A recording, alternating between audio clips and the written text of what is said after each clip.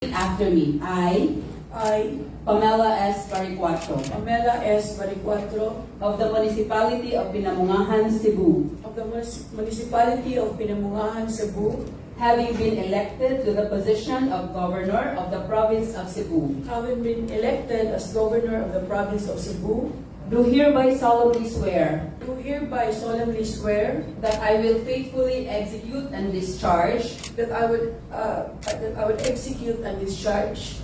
I will faithfully execute and discharge the duties and responsibilities the duties and responsibilities of the office of the Governor of the office of the Governor to the best of my ability, to the best of my ability, that I will preserve, protect, obey, that I will preserve, protect, and obey, and defend the laws and ordinances and defend the law and ordinances of the Province of Cebu, of the Province of Cebu, as well as the Constitution of the Republic of the Philippines, as well as the Constitution of the Republic of the Philippines, that I will uphold the laws, that I will uphold the laws, legal orders, and decrees legal orders, and decrees promulgated by the duly constituted authorities, promulgated by the duly constituted authorities, and likewise promote the welfare and likewise promote the welfare of all the people of the Province of Cebu, of all the people of the Province of Cebu,